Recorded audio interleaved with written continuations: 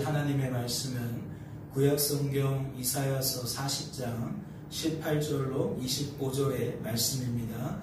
한 절씩 교독하여 공독하도록 하겠습니다. 제가 먼저 공독합니다. 그런즉 너희가 하나님을 누구와 같다 하겠으며 무슨 형상을 그에게 비기겠느냐. 우상은 자기는 부어 만들었고 장색이 금으로 입혔고 또 인사슬을 먹는 것이니라. 궁핍한 자는 거제를 드릴 때에 썩지 아니하는 나무를 택하고 지혜로운 장인을 구하여 우상을 만들어 흔들리지 아니하도록 세우느니라. 너희가 알지 못하였느냐? 너희가 듣지 못하였느냐? 태초부터 너희에게 전하지 아니하였느냐? 땅의 기초가 창조될 때부터 너희가 깨닫지 못하였느냐? 그는 땅 위에 궁창에 앉으시나니 땅에 사는 사람들은 메뚜기 같으니라. 그가 하늘을 차일같이 펴셨으며 거주할 천막같이 치셨고 기인들을 폐하시며 세상의 사사들을 헛되게 하시나니 그들은 겨우 심기고 겨우 뿌려졌으며 그 줄기가 겨우 땅에 뿌리를 박자 곧 하나님이 입김을 보시니 그들은 말라 회오리 바람에 불려가는 촉에 같도다. 거룩하신 이가 이르시되 그런즉 너희가 나를 누구에게 비교하여 나를 그와 동등하게 하겠느냐 하시니라.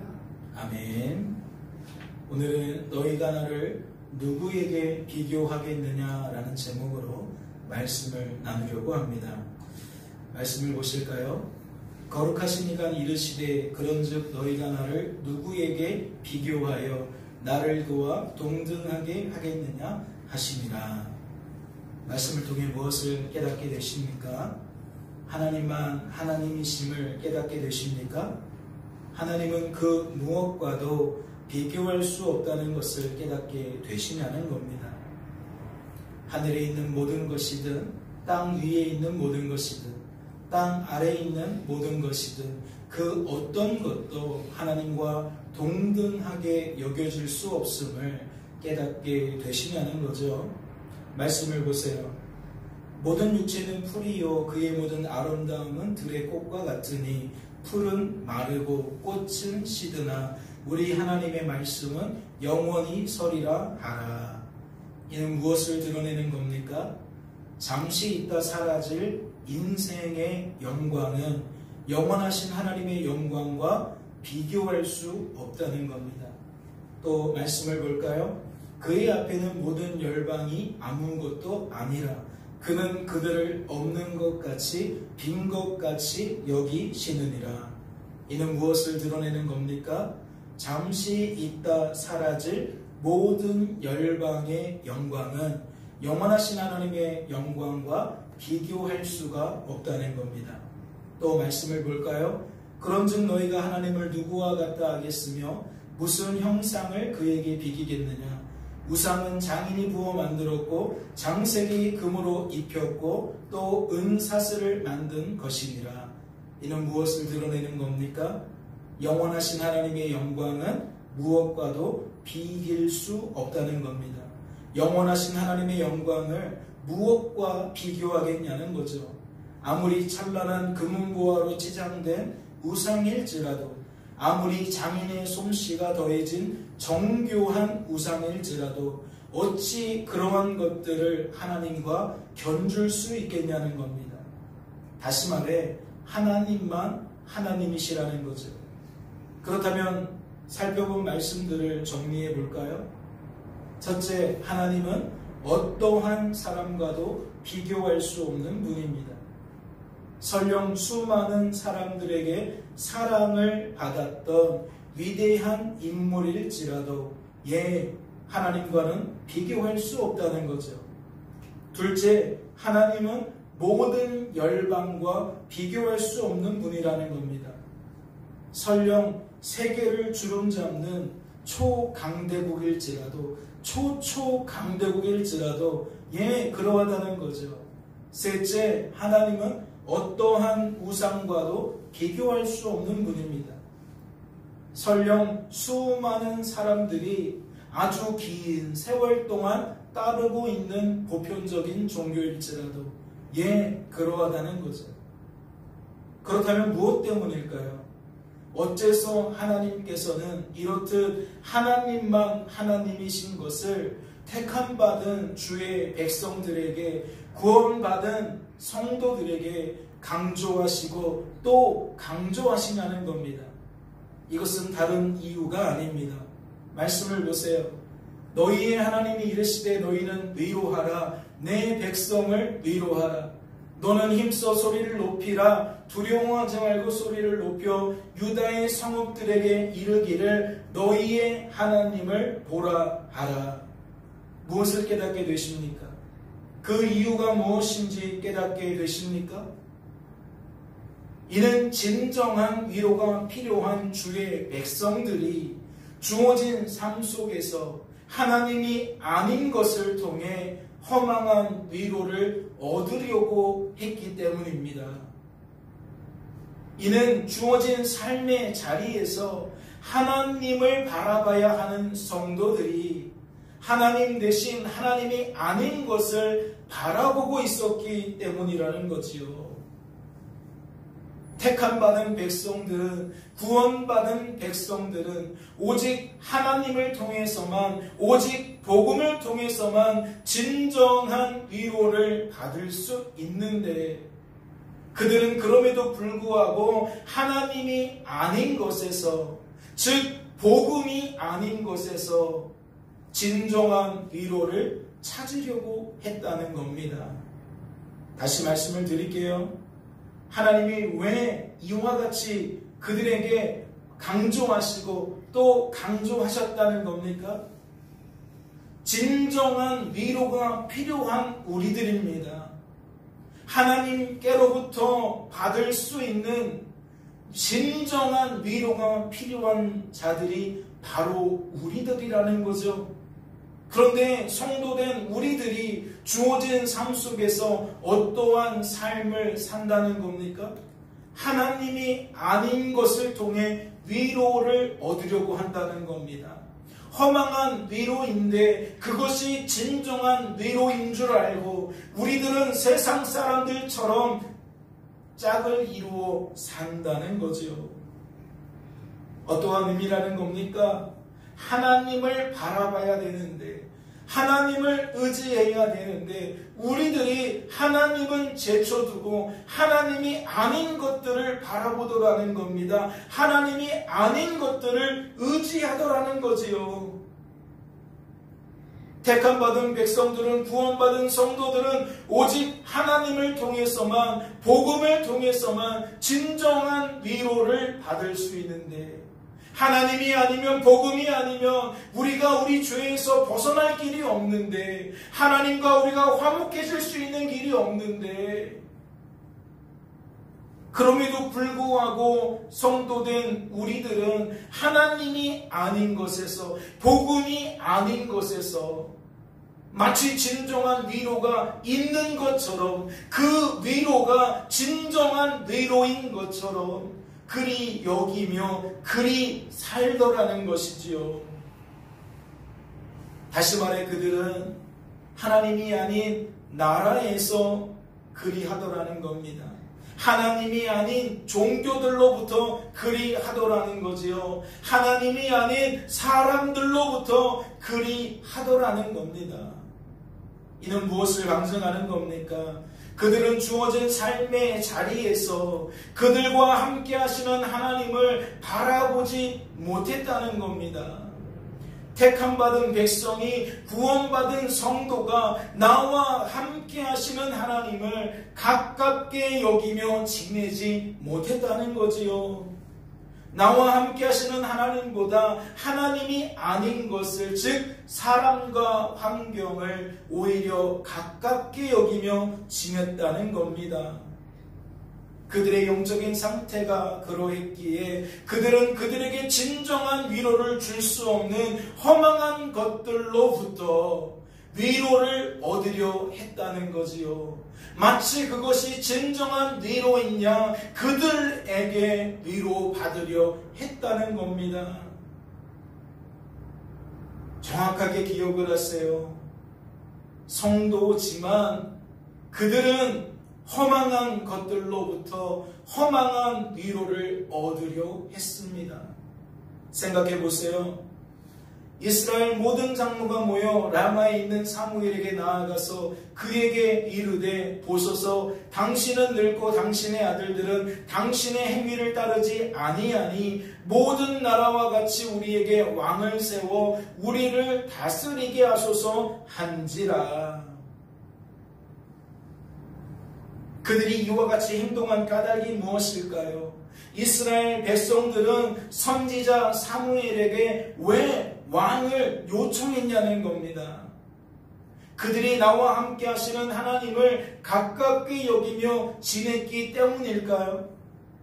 말씀은 그 이유를 어떻게 소개합니까? 당신은 늙었다는 거예요. 당신의 아들들은 당신 행위를 따르지 않는다는 거예요. 그들이 내세우고 있는 이유를 꼼꼼히 들여다보시기 바랍니다. 지도자인 선지자 사무엘이 늙었기에 누군가는 그 자리를 대신해야 한다. 당신이 세운 당신의 아들들이 당신의 빈자리를 메워줄 거라고 기대했지만 봐라, 그들은 당신만 못하다. 그들은 당신과 비교 불가다. 따라서 우리들에게는 당신과 당신의 아들들을 대신할 새로운 누군가가 필요하다. 어떠세요? 이러한 저들의 주장이 어떻게 여겨지십니까? 합당하게 여겨지십니까? 합당하지 않은 것처럼 여겨지십니까?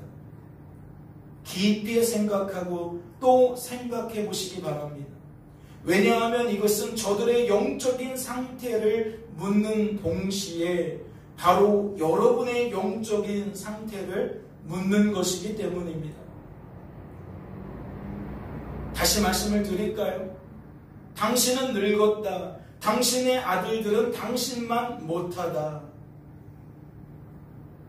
그래서 우리들은 어쩔 수 없이 새로운 지도자를 요구할 수밖에 없는 것이다.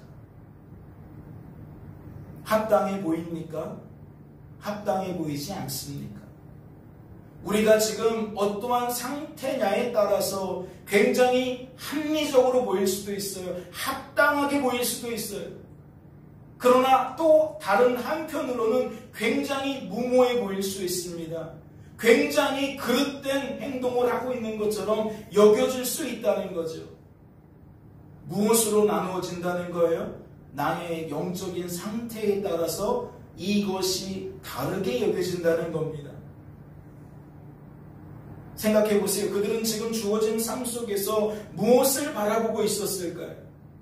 그들은 지금 주어진 삶의 의미를 어떻게 여기고 있었겠냐는 겁니다. 그들의 영적인 상태는 복음이었을까요? 그들은 여전히 주어진 삶 속에서 하나님만 하나님으로 여기고 있었겠냐는 겁니다. 인생의 주관자와 구원자는 오직 하나님으로 그들이 여기고 있었겠냐는 거죠. 다시 여쭙습니다. 그들은 주어진 삶 속에서 무엇을 바라보고 있었습니까? 너희의 하나님을 보라 하신 하나님의 말씀대로 그들은 주어진 삶 속에서 그들과 함께 하시는 하나님을 바라보고 있는 게 맞습니까? 너희의 하나님을 보라 하신 하나님의 말씀대로 그들은 주어진 삶 속에서 하나님이 지금 나와 함께하고 계시는 것처럼 여기고 있냐는 거예요. 그들의 생각과 감정과 의지에 그러한 하나님이 영향을 주고 있냐는 거죠. 영향이 미쳐지고 있냐는 거예요. 또 이렇게도 생각해 볼 수 있죠. 너희는 내 백성을 위로하라 하신 하나님의 말씀대로 그들은 복음을 통해 진정한 위로를 얻고 있냐는 거예요. 진정한 복음을 얻으려고 하고 있냐는 거죠. 저들은 왜 왕을 요구했을까요? 그리고 왕을 요구하기까지 왜 당신은 늙었고 당신의 아들은 당신만 못하다라는 것을 주장했을까요? 하나님만 하나님이신 것을 통해 진정한 위로를 사모했던 것일까요?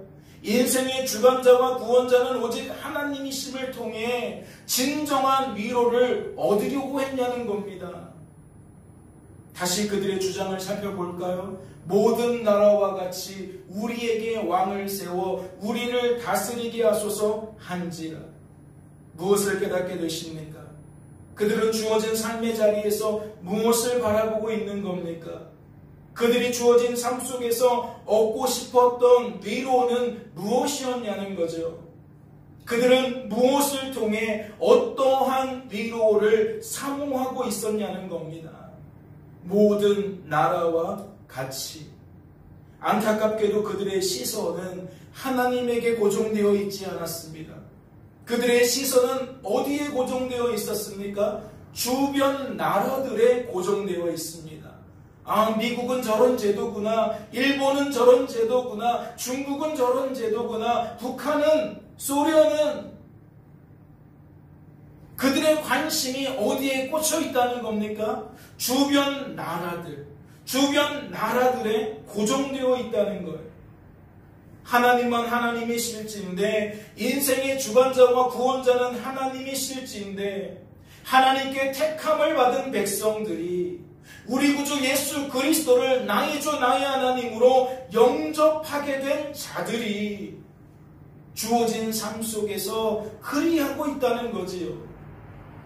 이는 무엇을 강증하는 겁니까? 그들은 나와 함께 하시는 하나님보다 하나님이 아닌 것들을, 즉 사람과 환경들을 더욱 친밀하게 여기고 있었다는 거예요. 더욱 가깝게 여기고 있었다는 거죠. 그러니까 하나님께는 반응하지 못해도 내가 가깝게 여기고 친밀하게 여기는 그러한 것들에게는 민감하게 반응하는 거죠.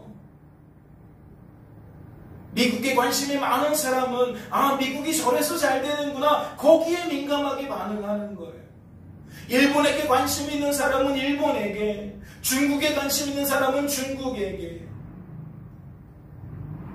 이는 꼭 나라에만 한정할 필요가 없지요. 연예인들에게 관심이 많은 사람들은 연예계 소식에 민감하게 반응하잖아요. 스포츠에 그러한 사람들은 그 스포츠에 관련된 일들에 민감하게 반응하죠. 돈 버는 일에 관심이 많은 사람들은 돈 버는 일에 민감하게 반응하고, 건강에 관심이 많은 사람들은 건강에 관한 일에 민감하게 반응하잖아요. 무슨 이야기를 드리는 겁니까? 우리들은 친밀하게 여기는 것들에, 가깝게 여기는 것들에 반응하게 되는 그러한 인생들이라는 겁니다. 그들이 하나님보다 주변 나라들의 관심을 갖게 되고 그들에게 민감하게 반응할 때에 그들은 어찌 요청합니까? 하나님께 어찌 반응합니까? 우리에게 왕을 세워 우리를 다스리게 하소서. 그들은 모든 나라와 같이, 주변 나라들 같이 우리에게도 왕이 필요하다. 왕정 제도가 제일 좋은 것 같다. 그들은 마치 왕이 있으면, 우리나라가 왕정 제도를 시작하면 자신들이 원하던 위로를 얻을 수 있을 거라고 여겼다는 거죠. 마치 하나님께서 제정하신 사사를 통해서는, 사사 제도를 통해서는 그들이 원하던 위로를 얻을 수 없었던 것처럼, 문제는 자신에게 있는 것이 아니라 그 제도에 있는 것처럼 그들은 그렇게 반응했다는 겁니다. 이는 우리들의 행태와 크게 다르지 않지요. 문제의 원인을 어디에서 찾느냐에 따라 우리들은 그 원인 분석에 맞는 해결책을 제시하고 그 해결책을 적용하려고 하고 그 해결책을 통해 원하던 것을 얻으려고 합니다. 이러한 삶들은 죄 많은 인생들의 보편적인 행태라고 말씀을 드렸습니다.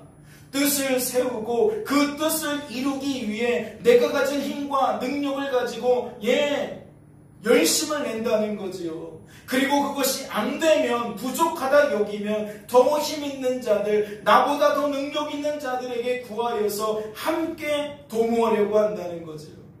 그것이 꼭 사람일 필요는 없는 겁니다. 그래서 그들은 때로는 신도 그와 같이 수단으로 사용하는 거지요. 핵심은 뭐예요? 내가 내 뜻을 이루려고 한다는 거예요. 내 힘과 내 능력으로. 사랑하는 성도 여러분, 그래서 그들은 성도임에도 불구하고 우상 숭배자들처럼 자신의 뜻을 이루기 위해 선지자 사무엘에게 왕을 요청한 겁니다. 왕만 있으면 무언가 내 인생이 제대로 될 줄 알고 그들은 성도임에도 불구하고 그렇게 반응했다는 거죠. 그렇다면 이러한 저들의 영적인 상태는 무엇으로 이어지겠습니까? 하나님께서는 이러한 저들을 위해 어떠한 조치를 취하시겠냐는 거지요. 말씀을 보세요. 그러므로 그들의 말을 듣되 너는 그들에게 엄히 경고하고 그들을 다스릴 왕의 제도를 가르치라. 그날에 너희는 너희가 택한 왕으로 말미암아 부르짖되 그날에 여호와께서 너희에게 응답하지 아니하시리라. 9절부터 18절까지 다 읽으면 좋겠지만 읽을 수는 없어서 첫머리의 말과 마치는 맺는 말만 소개하고 있습니다. 어떠한 특징을 발견합니까? 너는 그들에게 엄히 경고해라. 엄히 경고해라. 무엇을 경고하라는 얘기일까요? 왕정제도는 실상 이런 것이다. 왕정제도가 너희들에게는 꿈만 같고 완성적인 어떠한 통치제도로 여기는데 실상은 그렇지 않다. 막상 왕정제도를 시작하면 왕을 통해 너희들의 삶이 지금보다 더 나아질 거라는 기대가 얼마나 허망한 것인지 알게 될 것이다. 그래서 18절에 보면 뭐라고 말해요? 그날에 너희는 너희가 택한 왕으로 말미암아 부르짖되. 내가 왕을 통해 큰 유익을 얻을 거라고 여기고 왕을 세웠는데 왕 때문에 부르짖는다는 얘기가 뭐겠어요? 왕이 내가 기대했던 것과는 전혀 다르다는 얘기겠지요. 그런데 뒤이어 어떠한 말이 있어요? 그날에 여호와께서 너희에게 응답하지 아니하시리라. 너희가 하나님을 버리고 왕을 구했지 않느냐? 너희들이 그 왕 때문에 비참한 지경이 될지라도 나는 너희에게 응답하지 않을 것이다 라고 말씀하셨다는 거예요. 무엇을 깨닫게 되십니까?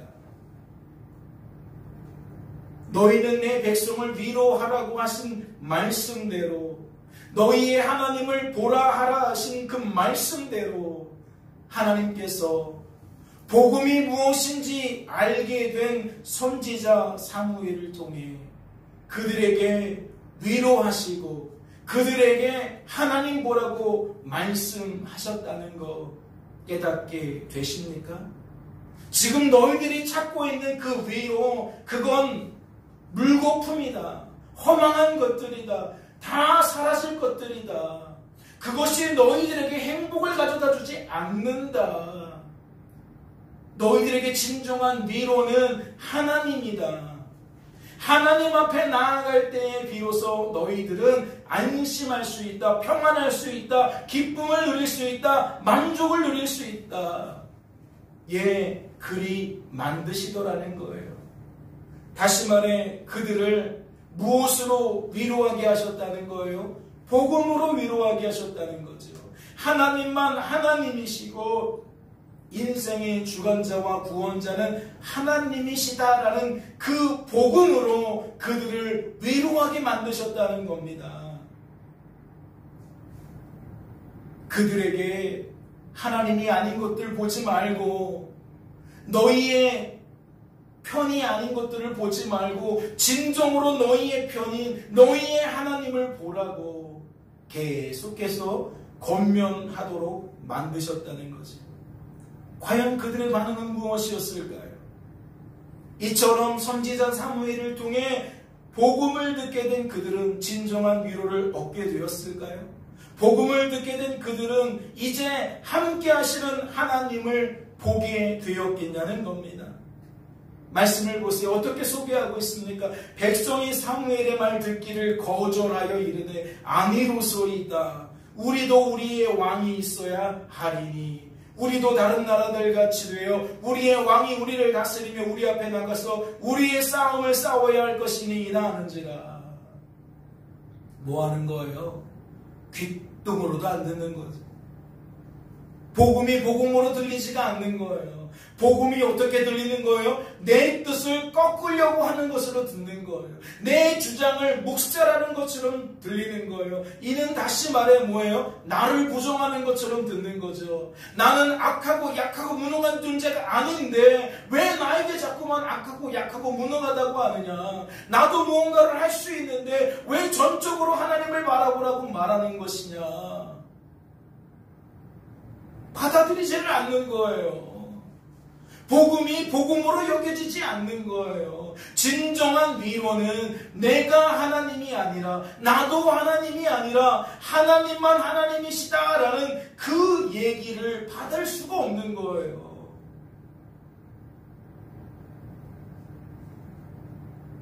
그들은 여전히 허망한 것들로부터 허망한 위로를 얻으려고 했습니다. 선지자를 통하여 인생은 그런 존재가 아니다. 인생은 의지할 존재가 아니다. 바라볼 존재가 아니다. 왕이 문제가 아니다. 사사가 문제가 아니다. 바로 너희들이 문제다. 이 문제 앞에 극복하게 만드시는 거 하나님밖에 없는데 하나님 바라볼 생각하지 않고 방법만 바꾸려고 하다 보면 달라지는 건 없다. 계속 제자리 걸음할 수밖에 없다. 사사제도가 무너지고 왕정제도가 무너지고 또 민주주의가 무너지고 또 다른 무언가가 대체한다 할지라도 근본적인 문제가 해결되지 않기 때문에 늘 너희들은 진정한 위로를 얻지 못한 채 급급하게 살아갈 수밖에 없다. 지금 그 이야기를 하고 있다는 거지요. 하지만 받아들이지 않더라는 거예요. 악하고 약하고 무능한 인생들은 결코 복음 앞에 순종하지 못하더라는 거죠. 거절하기 바쁘다는 거예요. 세상에 빛이신 주님이 와도 영접하지 않더라는 거죠. 그분이 우리를 구원하려고 오셨지만 우리는 받아들이기보다 거절하고 내치더라는 겁니다. 그렇다면 이러한 저들의 모습은 무엇과 사뭇 대조를 이룰까요? 말씀은 이렇게 소개합니다. 사무엘이 이르되 온 이스라엘은 미스바로 모이라 내가 너희를 위하여 여호와께 기도하리라 하매 그들이 미스바에 모여 물을 길어 여호와 앞에 붓고 그날 종일 금식하고 거기에서 이르되 우리가 여호와께 범죄하였나이다 하니라. 사무엘이 미스바에서 이스라엘 자손을 다스리니라. 선지자 사무엘의 말을 듣고 있습니다. 그렇지 않나요? 미스바에 모이라고 하니까 모여요. 무엇과 다르죠? 거절하는 그들과 달라요. 사람이 다른 게 아니에요. 동일한 이스라엘 백성들입니다. 그런데 그들이 예전에는 어떤 모습이었다는 거예요? 복음을 듣고 우리가 여호와께 범죄하였나이다. 하나님 앞에 우리가 악한 자였습니다. 약한 자였습니다. 무능한 자였습니다. 깨닫고 인정하고 고백하더라는 거예요.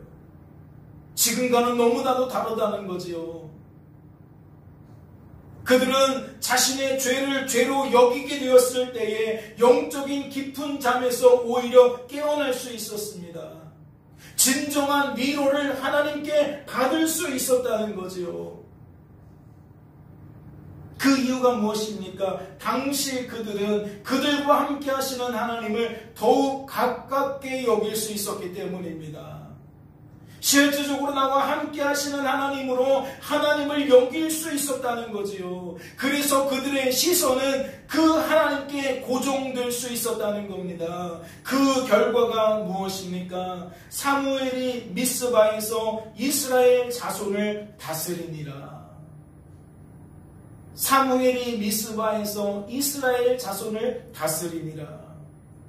무엇을 의미하는 걸까요? 사무엘이 그들의 왕이었다는 의미일까요? 그렇지 않아요. 말씀을 보세요. 이스라엘 자손이 사무엘에게 이르되 당신은 우리를 위하여 우리 하나님 여호와께 쉬지 말고 부르짖어 우리를 블레셋 사람들의 손에서 구원하시게 하소서 하니, 사람과 환경을 통해 오히려 그들과 함께 하시는 하나님을 더욱 가깝게 친밀하게 여기고 있었던 그들은 하나님을 어떻게 부릅니까? 하나님을 어떻게 소개합니까? 선지자 사무엘의 하나님이라고 소개합니까? 당신의 하나님이라고 소개하나요? 그건 목사님의 하나님이죠. 그건 아버지의 하나님이죠. 아니죠. 말씀은 지금 그렇게 소개하고 있지 않습니다. 어떻게 하나님을 소개하고 있죠? 우리의 하나님이라고 소개하고 있습니다. 이것은 개인적으로 어떻게 고백하는 거죠? 나의 주, 나의 하나님으로 여기고 있다는 겁니다. 나와 함께 하시는 하나님을 친밀하게 여기고 그분을 세상 것들보다 더 가깝게 여기는 사람들은 하나님을 남의 하나님으로 여기지 않아요. 남들이 알고 있는 하나님으로, 남들이 믿고 있는 하나님으로 여기지 않아요. 내가 믿는 하나님으로 여깁니다. 나의 하나님으로 여긴다고요. 그들은 그들과 함께 하시는 하나님을 나의 주 나의 하나님으로 여기고 있었습니다. 마치 우리 구주 예수 그리스도를 나의 주 나의 하나님으로 영접한 구원받은 성도들처럼 그들은 믿음 충만한 상태였다는 거죠. 그렇다면 이것은 무엇을 의미하는 겁니까? 우리들과 함께 하시는 하나님께서 선지자를 통해 우리들을 다스리고 있다는 겁니다. 왕은 누구라는 거예요? 선지자가 아니라 그를 통해 역사하시는 하나님이라는 이야기를 하고 있는 겁니다. 하나님께서 우리 가정을 다스린다. 우리 교회를 다스린다. 이 나라, 이 민족을 다스린다. 모든 열방을 다스린다. 하나님은 하나님의 뜻을 따라 그리 하신다. 결론적으로 말씀을 드리자면 진정한 왕은 누구라는 거죠? 만왕의 왕은 누구라는 겁니까? 하나님이라는 겁니다. 선지자가 중요한 게 아니라는 거예요. 목회자가 중요한 게 아니라는 거예요. 내가 의지하고 있는 그 사람이 중요한 게 아니라고요. 중요한 건 무엇이 중요한 거예요? 하나님이 중요한 거예요. 하나님이 아닌 것들은 오히려 하나님을 더욱 그 존재로 쓰임받는 거지 그 자체가 하나님일 수 없다는 겁니다. 그렇다면 묻지 않을 수가 없습니다. 여러분은 지금 무엇을 바라보고 계십니까? 여러분은 지금 어떠한 위로를 얻고자 합니까? 하나님의 그 기쁘신 뜻을 따라 여전히 나와 함께하고 계실 그 하나님을 바라보고 계십니까? 그분을 친밀하게 여기고 계시냐는 거예요. 그분을 가깝게 여기고 계시냐는 거예요. 여러분 바로 옆에 있는 부모님보다, 여러분 바로 옆에 있는 동료들보다, 여러분 바로 옆에 있는 자녀들보다 여러분과 함께하고 계시는 하나님을 더욱 가깝게 여기고 계시냐는 거죠. 다시 말해 여러분들은 부모를 통해 하나님을 볼 수 있냐는 겁니다. 자녀들을 통해 하나님 볼 수 있냐는 거예요. 직장 상사와 동료들을 통해 하나님 볼 수 있냐는 거지요. 학교 선생님과 친구들을 통해 하나님 볼 수 있냐는 겁니다. 하나님은 우리와 함께하고 계십니다. 우리가 공부할 때나 일할 때나 우리가 어떠한 자리에서 어떠한 일을 행할 때에도 하나님은 여전히 우리와 함께하고 계십니다. 그분이 왜 함께하십니까? 무엇 때문에 함께하십니까? 그분은 우리를 향한 하나님의 그 기쁘신 뜻을 반드시 이루시기 위하여 그리하고 계십니다. 틀림없이 이루시려고 그리하고 계십니다.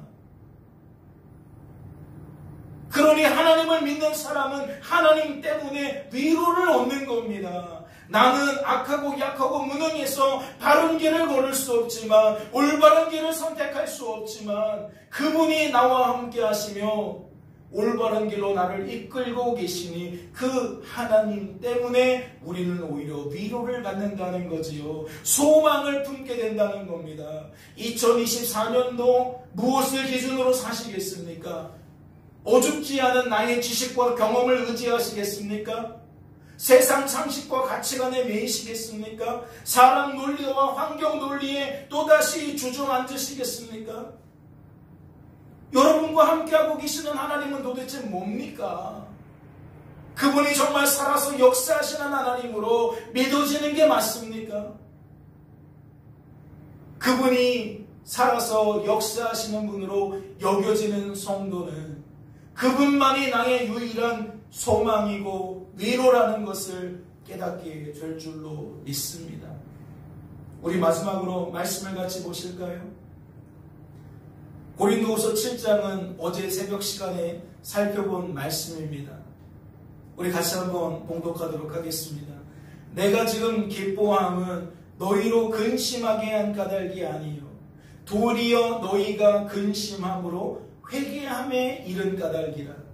너희가 하나님의 뜻대로 근심하게 된 것은 우리에게서 아무 해도 받지 않게 하려 함이라. 하나님의 뜻대로 하는 근심은 후회할 것이 없는 구원에 이르게 하는 회개를 이루는 것이요 세상 근심은 사망을 이루는 것이니. 다시 말씀을 드려요. 내가 지금 기뻐함은 너희로 근심하게 한 까닭이 아니요 도리어 너희가 근심함으로 회개함에 이른 까닭이라. 하나님의 뜻대로 하는 근심은 후회할 것이 없는 구원에 이르게 하는 회개를 이루는 것이요 세상 근심은 사망을 이루는 것입니다. 여러분, 진정한 위로는 내 편에서 내가 듣기에 좋은 말을 쏟아내는 게 아닙니다. 사람의 위로가 아닙니다. 내가 바라는 결과가 아닙니다.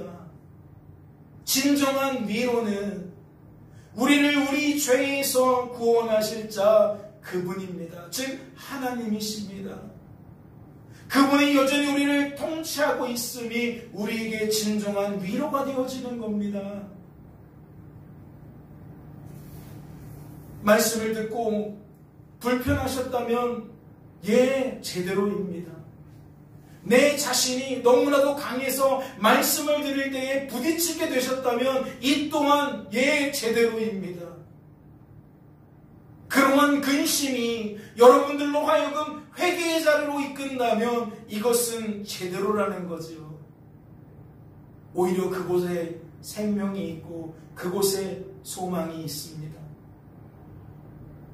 세상 근심은 그럴듯해 보여도 사람 의지하고 환경 의지하는 것은 결국 사망의 자리로 나를 고정시킬 뿐입니다. 하나님의 영광을 무엇과 비교하시겠습니까? 모든 열방, 어떠한 사람, 어떠한 종교, 그 무엇과도 비교할 수 없습니다.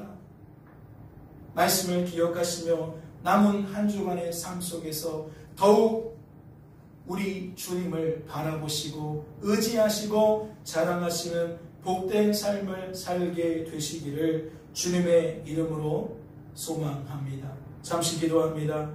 하나님 아버지, 감사합니다. 새해를 시작하는 첫 주간입니다. 새해를 시작하고 3일이 되어가고 있습니다. 혹 작심 3일이라는 말과 같이 이미 우리의 가구가 무너져가고 있는 것은 아닐런지요. 하나님 앞에서, 하나님 안에서 조금 더 하나님과 깊이 교제하며 살기 위하여 작정했던 많은 것들이 이미 깨어지고 무너지고 있는 것은 아닐런지요. 하나님, 보잘것없는 우리의 의지를 자랑하지 않게 하소서. 보잘것없는 우리의 이성을 우리의 판단 기준으로 삼지 말게 하소서.